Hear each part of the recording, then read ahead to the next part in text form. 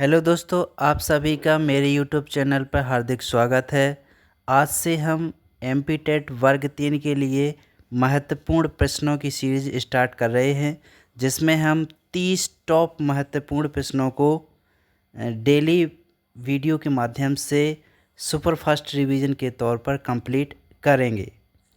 आज बाल विकास एवं शिक्षा शास्त्र के 30 अति महत्वपूर्ण प्रश्न ऐसे प्रश्न हैं जिनसे आप निश्चय ही सफल होंगे और एक शॉर्ट वीडियो के माध्यम से आपका एक अच्छा बेहतरीन रिवीजन हो जाएगा। इसलिए दोस्तों, वीडियो को पूरा अंत तक ज़रूर देखें, लाइक शेयर और सब्सक्राइब ज़रूर करें।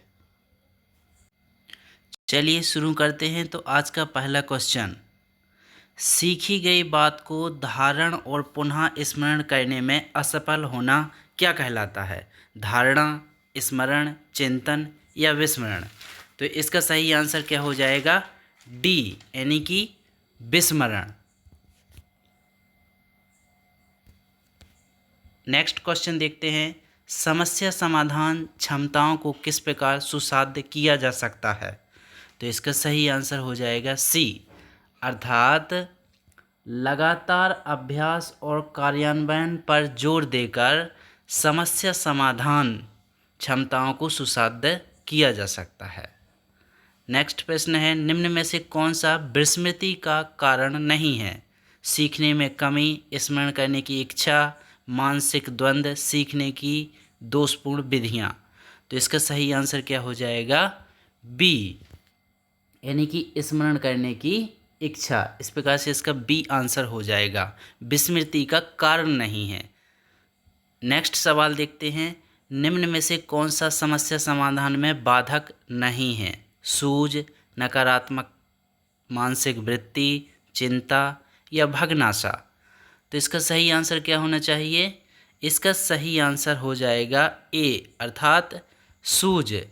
सूझ के माध्यम से हम समस्या का समाधान ढूंढ सकते हैं, ये उसमें व्यवधान नहीं डालेगा। तो क्या हो जाएगा इसका आंसर? ए। नेक्स्ट सवाल, विद्यार्थियों में समस्या समाधान योग्यता के पोषण का एक महत्वपूर्ण तरीका है। विमर्शक अभिवृत्ति निर्माण को उत्प्रेरित करना, उन समस्याओं पर बल देना जो उनके लिए वास्तविक हैं, औपचारिक तर्कणा तकनीकी का प्रशिक्षण देना, या सर्वमान्य उत्तर देने या स्वीकार करने से इनकार करना? तो इसका सही आंसर क्या हो जाएगा? ए, अर्थात विमर्शक अभिवृत्ति का निर्माण को उत्प्रेरित करना समस्या समाधान का एक महत्वपूर्ण पोषण तरीका होगा। इस प्रकार से इसका ए सही आंसर होगा। नेक्स्ट सवाल देखते हैं, पूर्व अनुभव के आधार पर संवेदना को अर्थ प्रदान करना क्या कहलाता है? अभिप्रेरणा, प्रत्यक्ष ज्ञान, कल्पना या संवेदना? तो इसका सही आंसर क्या हो जाएगा? बी, अर्थात प्रत्यक्ष ज्ञान। अर्थात पूर्व अनुभव के आधार पर संवेदना को अर्थ प्रदान देना। पूर्व अनुभव के आधार पर जो भी हम सीखते हैं उसे हम प्रत्यक्ष ज्ञान कहते हैं।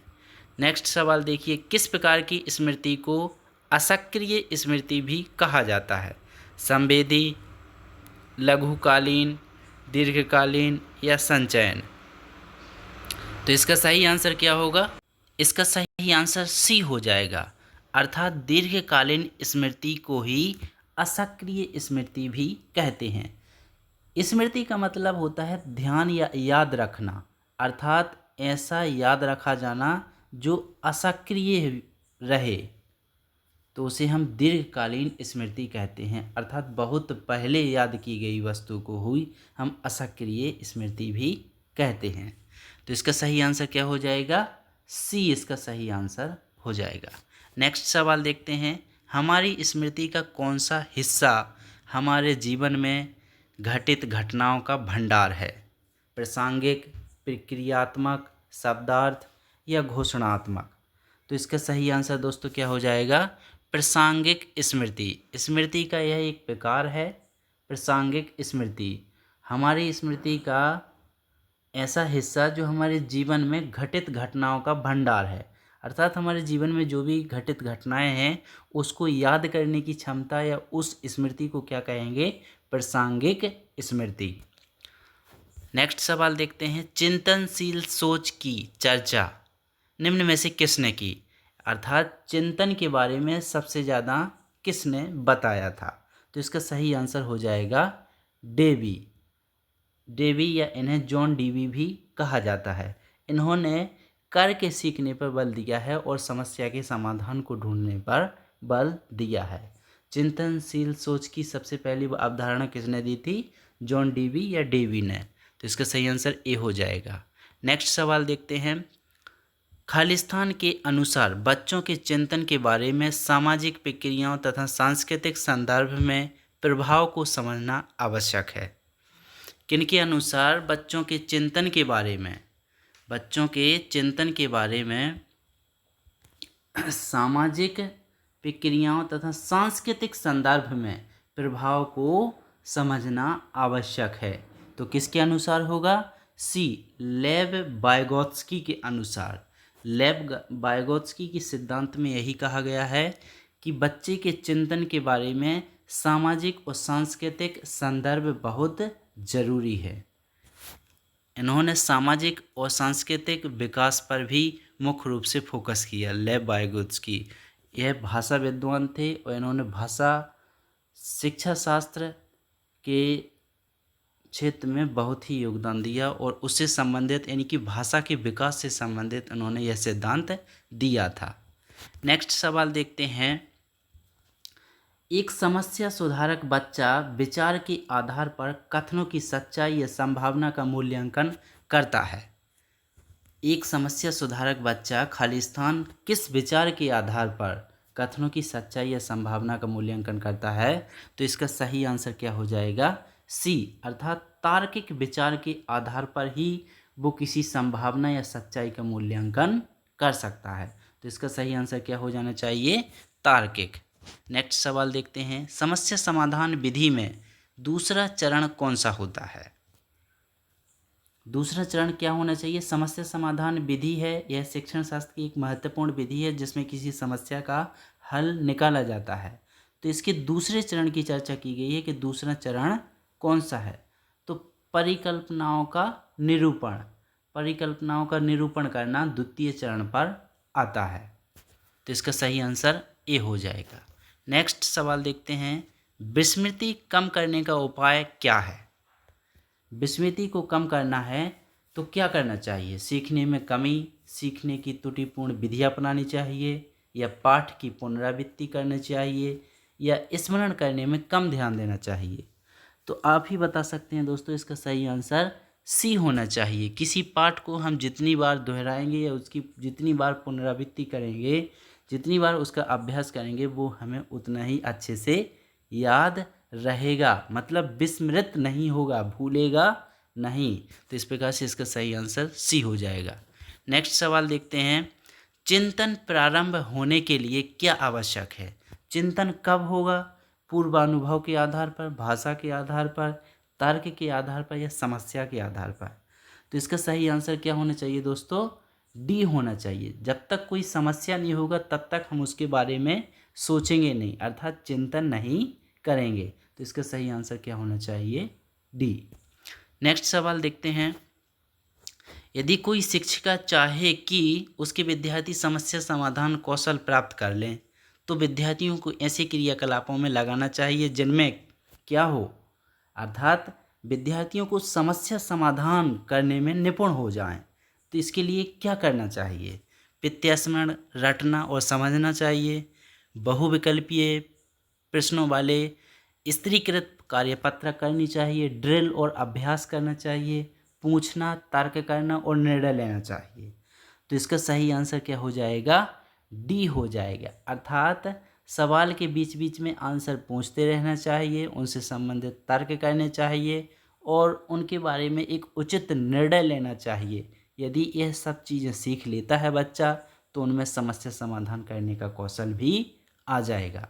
इस प्रकार से इसका सही आंसर क्या हो जाएगा, डी। नेक्स्ट सवाल देखते हैं, निम्न में से कौन सा चिंतन अनुसंधान से संबंधित है।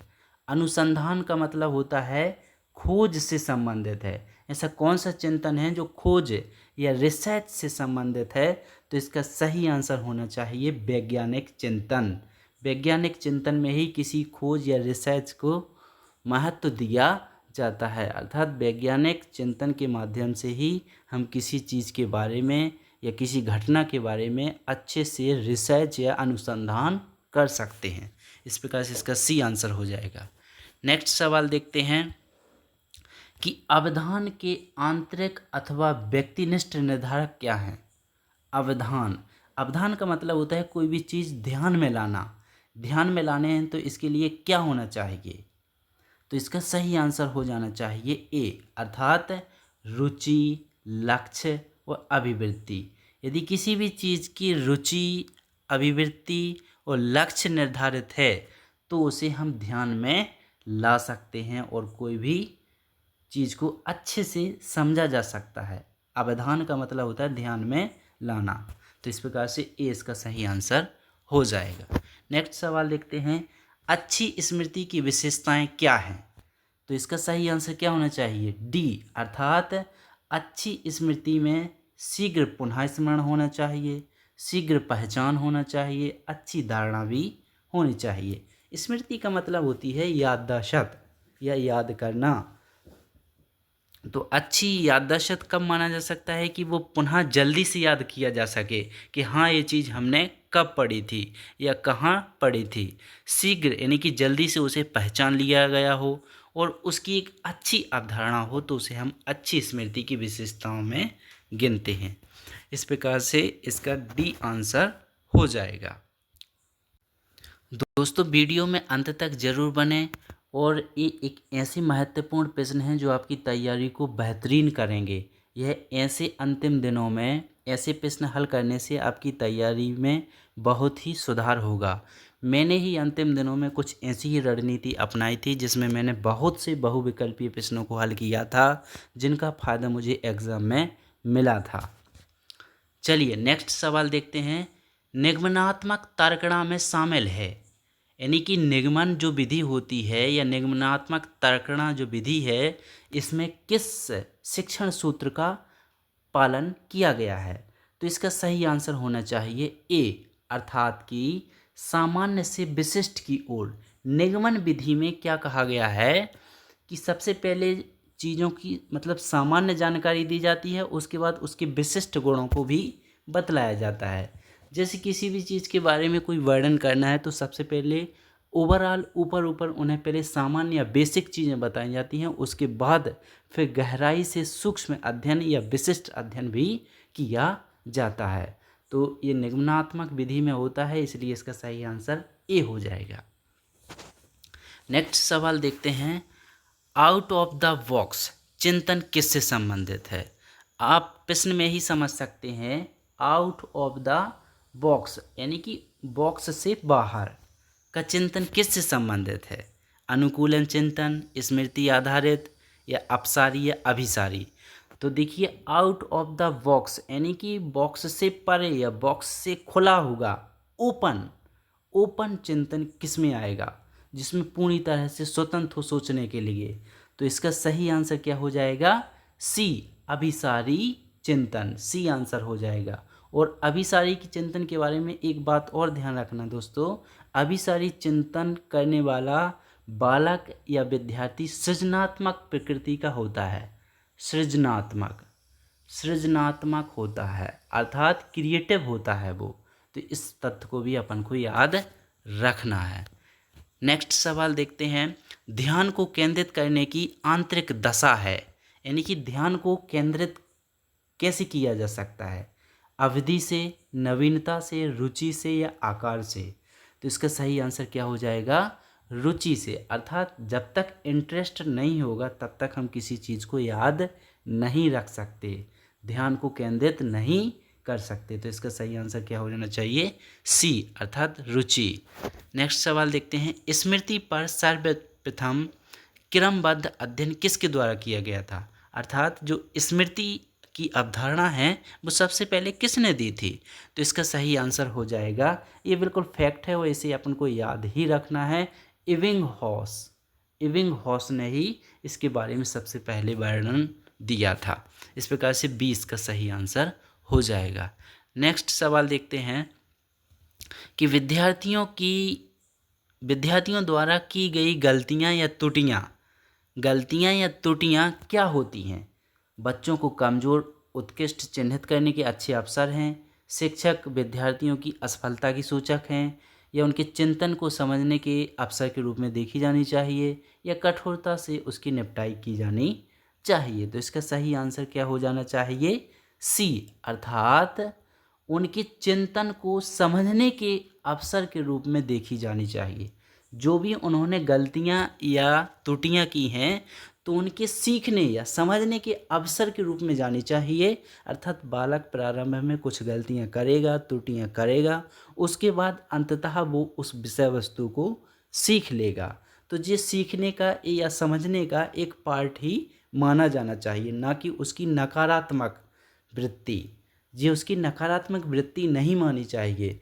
त्रुटि या गलतियां उसके सीखने में एक अवसर का काम करती हैं, अर्थात यह एक महत्वपूर्ण कदम होता है जिसके माध्यम से वो आगे चल के सीखेगा। इस प्रकार से इसका सी सही आंसर हो जाएगा। नेक्स्ट सवाल देखते हैं, निम्न में से कौन सा कारक बच्चे की स्मृति को सुधारने में मदद नहीं करेगा? अर्थात बच्चे की स्मृति को सुधारने में मदद नहीं करेगा। दोहराना या अभ्यास, ताल या लय की सहायता लेना, विषय सामग्री को उचित समूहों में व्यवस्थित करना, या अभिप्रेरित विस्मृति का सिद्धांत। तो इसका सही आंसर क्या हो जाएगा? डी, अर्थात विस्मृति का स्मृति में कोई काम नहीं होता है। विस्मृति का मतलब होता है भूलना और स्मृति का मतलब होता है याद रखना या याददाश्त। तो याददाश्त बनाने के लिए देखिए, आप किसी भी विषय वस्तु को दोहराना भी चाहिए, उसका अभ्यास भी करना चाहिए, तब वो हमें ज़्यादा टाइम तक याद रहेगी। ताल और लय के साथ भी हमें उसका अध्ययन करना चाहिए। विषय सामग्री को उचित समूहों में व्यवस्थित भी करना चाहिए ताकि सिस्टमेटिक होने से हमें ज़्यादा समय तक याद रहे। लेकिन यहाँ पर विस्मृति का कोई काम नहीं है। यदि आप विस्मृत होते हैं, यदि भूलते हैं, तो वो फिर तुम्हें स्मृत नहीं रह पाएगी, याद नहीं रह पाएगी। तो इसका सही आंसर डी हो जाएगा। नेक्स्ट सवाल देखते हैं, निम्न में से समस्या समाधान को क्या बाधित नहीं करता है? किसी भी समस्या का समाधान करना है तो कौन सी चीज़ इसमें बाधा नहीं डालेगी? तो इसका सही आंसर हो जाना चाहिए डी, अंतर्दृष्टि या सूझ। इससे पहले वाले सवाल में भी हम इस क्वेश्चन को पढ़ चुके हैं, पर वहाँ थोड़ी अलग तरीके से पूछा गया था, यहाँ अलग पूछा गया है। समस्या समाधान को क्या बाधित नहीं करता है? तो अंतर्दृष्टि, सूझ या अपनी अचानक समझ, एकाएक उसके प्रति जानकारी या एकाग्रता आना अंतर्दृष्टि कहलाता है। और जो अचानक से अंतर्दृष्टि या सूझ आती है वो समस्या का समाधान करने में महत्वपूर्ण सहयोग करती है, अर्थात उसमें बाधा नहीं करती है। बाकी सभी चीज़ें उसमें बाधा करेंगी कोई भी समस्या का समाधान निकालते हैं तो। मानसिक प्रारूपता का मतलब होता है मानसिक अड़चन। मोर्चाबंदी का मतलब वही होता है हल्ला गुल्ला टाइप की एक अवधारणा। नोट निर्धारण, उसका पहले से ही हमें निर्धारण नहीं कर लेना चाहिए कि इसका हल ये होगा, वो नहीं होगा। समस्या से निपटने के बाद जो निकलेगा वही उसका समाधान या हल होगा। इस प्रकार से डी इसका सही आंसर हो जाएगा। नेक्स्ट सवाल देखते हैं, कल्पना के विकास के लिए क्या होना चाहिए? तो इसका सही आंसर होना चाहिए सभी क्रियाएं, क्योंकि देखिए ज्ञानेंद्रियों को प्रशिक्षित करना भी चाहिए। यदि कल्पना का विकास करना है तो ज्ञानेंद्रियों को भी अच्छे से जागृत होना चाहिए, सभी के प्रति सजग होना चाहिए, कहानी भी सुनना चाहिए, रचनात्मक प्रवृत्ति के विकास पर भी ध्यान देना चाहिए। इस प्रकार से इसका सही आंसर उपरोक्त सभी क्रियाएं हो जाएंगी, डी इसका आंसर हो जाएगा। नेक्स्ट सवाल देखते हैं, निम्न में से कौन सा मैस्लो की आवश्यकताओं के पदानुक्रम में सम्मिलित नहीं है? अर्थात अब्राहम मैस्लो ने आवश्यकता या मांग का सिद्धांत दिया था, उनमें से कौन सा पद नहीं है? तो इसका सही आंसर क्या हो जाएगा? इसका सही आंसर हो जाएगा बी, अर्थात व्यक्तिवाद और समूहवाद। व्यक्तिवाद और समूहवाद उसका पद नहीं था, बाकी दैहिक आवश्यकताएं, स्नेह व संबद्धता और आत्मसिद्धि ये सभी चीज़ें थीं जो उनके सिद्धांत में पद बताए गए थे। आप इसको विस्तृत पढ़ेंगे तो आप वहाँ पर ज़्यादा बेहतर समझ पाएंगे। आप अभी इतना ही रखिए कि उनके सिद्धांत में ये कोई पद नहीं था, व्यक्तिवाद या समूहवाद। नेक्स्ट सवाल देखते हैं, कार्यकारी स्मृति की व्याख्या करने के लिए बहुतत्व मॉडल किसने दिया था? बुद्धि का बहुतत्व सिद्धांत दिया था, जी किसने दिया था? सॉरी, मैं यहाँ पर बुद्धि बोल रहा हूँ, स्मृति का बोला है। स्मृति का बहुतत्व सिद्धांत या मॉडल किसने दिया था? तो इसका सही आंसर क्या हो जाएगा? सी, सेडेले। सेडेले ने इसका सिद्धांत दिया था। वो ये फैक्ट है, इसे हमें याद रखना है कि स्मृति की व्याख्या करने के लिए बहुतत्व मॉडल किसने दिया था? सेडेले ने। लेकिन स्मृति के बारे में सबसे पहली अवधारणा किसने बताई थी? एबिंगहॉस ने, जो हम पहले इस क्वेश्चन में पढ़ चुके हैं। लेकिन यहाँ पर पूछा गया है कि बहुतत्व सिद्धांत या बहुतत्व मॉडल किसने दिया था? तो सेडेले ने दिया था। इस प्रकार से इसका सी आंसर हो जाएगा। नेक्स्ट सवाल देखते हैं, विस्मरण का प्रयोग किसने स्वयं पर किया था? विस्मरण, यहाँ पर स्मरण का नहीं पूछा, विस्मरण का पूछा, तो इसका सही आंसर क्या हो जाएगा? एबिंगहॉस ने। किसने कहा था? एबिंगहॉस ने। अर्थात स्मृति और विस्मृति दोनों के बारे में ही सबसे पहले किसने कहा था? एबिंगहॉस ने चर्चा की थी, और एबिंगहॉस ने ही विस्मरण का प्रयोग अपने स्वयं के ऊपर किया था। इस प्रकार से इसका बी आंसर हो जाएगा। इस वीडियो का अंतिम प्रश्न और देखते हैं दोस्तों। वीडियो अच्छा लगे तो लाइक शेयर सब्सक्राइब जरूर करना। अंतिम सवाल है, निम्न में से कौन सा चिंतन की प्रक्रिया में सबसे कम महत्वपूर्ण है? यानी कि चिंतन की प्रक्रिया में क्या सबसे ज़्यादा महत्वपूर्ण नहीं है, यानी कम महत्वपूर्ण है? तो इसका सही आंसर हो जाना चाहिए सी, मांसपेशियां चिंतन में कोई सहयोग नहीं करती हैं, मांसपेशियों का कोई काम नहीं होता है, जबकि स्मृति बहुत ज़रूरी है याद करने में या चिंतन करने में। प्रतीक और चिन्हों के माध्यम से हम ज़्यादा सोच सकते हैं या चिंतन कर सकते हैं, और भाषा सरल और स्पष्ट होगी तब भी हम किसी विषय वस्तु के बारे में ज़्यादा चिंतन या समझ सकते हैं। इस प्रकार से दोस्तों आज हमने 30 प्रश्न देखे हैं बाल विकास एवं शिक्षा शास्त्र के। इस प्रकार से यदि आप सभी का सपोर्ट रहा तो हम और अन्य विषय के शिक्षा शास्त्र के भी क्वेश्चन डिस्कस करेंगे। कम समय में आप अधिक से अधिक क्वेश्चनों का डिस्कशन करेंगे, जिससे आपकी तैयारी बेहतरीन होगी, और बचे हुए दिनों में आप एमपीटेट या सीटेट जैसी कोई भी टीचिंग एग्ज़ाम में आप बहुत अच्छा स्कोर कर पाएंगे। धन्यवाद।